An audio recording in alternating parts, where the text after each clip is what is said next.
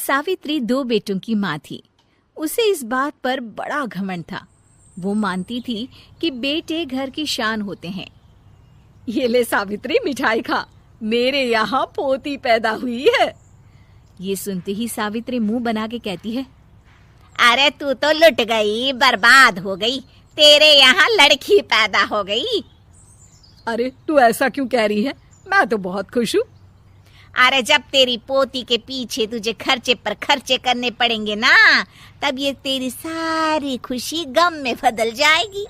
पहले लड़की की पढ़ाई लिखाई का खर्चा, फिर उसकी शादी का खर्चा। अरे आजकल की शादियाँ कितनी महंगी हो गई है। गहने बनाओ, लाखों रुपए पानी की तरह बह जाते हैं। लड़कियाँ तो सिर्फ खर्चा करवाने के लिए ही पैदा होती हैं। इस तरह लड़कियों के प्रति अपने विचार व्यक्त करते हुए सावित्री ममता को लंबा चौड़ा भाषण देके चली जाती है। अब तो आप लोग इस कहानी में सावित्री देवी का पात्र अच्छी तरह समझ ही गए होंगे। कुछ समय बाद सावित्री की बड़ी बहू भी एक लड़की को जन्म देती है। फिर क्या था, सावित्री पूरा आसमान सर पर उठा लेती है। हे भगवान, ये तू मुझसे किस जन्म का बदला ले रहा है?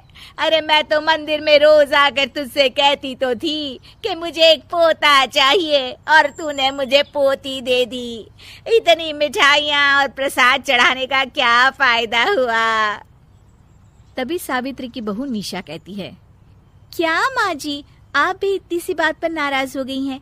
देखिए तो आपकी पोती कितनी सुंदर है, बिल्कुल आप पर गई है।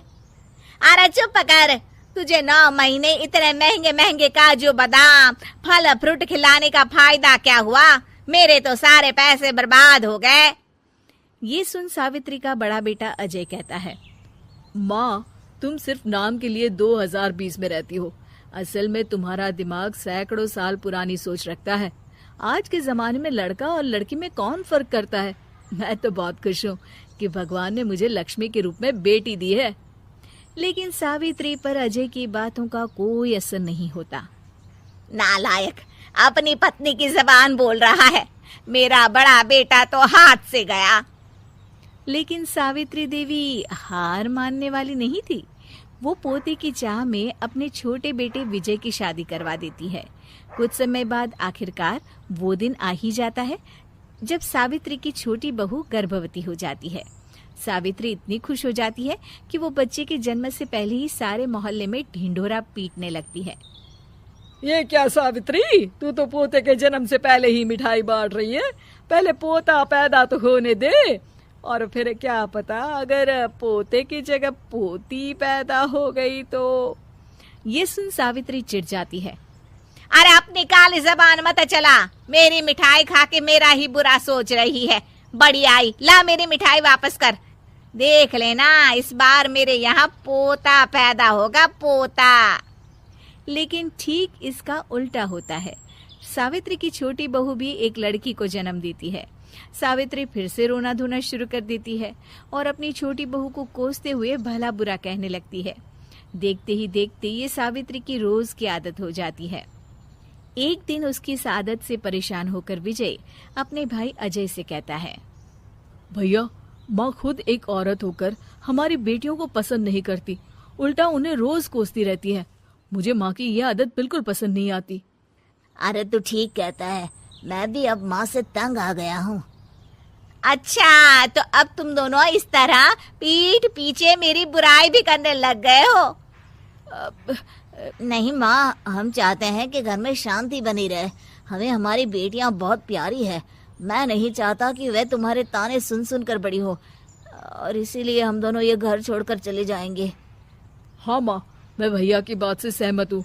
जब तुम इस घर में अकेली रहोगी तब तुम्हें अपनों की कीमत का एहसास होगा। अपने दोनों बेटों के मुंह से अपनी माँ के लिए इतने कठोर शब्द सुन सावित्री भावुक और रुआंसी होकर कहती है, क्या सच में तुम दोनों मुझे इस घर में अकेली छोड़कर चले जाओगे? हाँ माँ। हाँ माँ, अब पानी सर के ऊपर जा चुका है। मैं तुम दोनों के बिना नहीं रह सकती। अपनी सास के आंसू देख अजय और विजय की पत्नी अपने पतियों से लड़ पड़ती है। अरे जिसे जाना है वो जाए, मैं माँ जी को छोड़कर कहीं नहीं जाने वाली। भाभी, आप ये क्या कह रही हैं? वही जो तुम सुन रहे हो, दीदी बिल्कुल सही कह रही है। हम बेटियों के संस्कार हमें सिखाते हैं कि सास माँ समान नहीं बल्कि माँ ही होती है और उस माँ की जिंदगी भर सेवा की जाती है।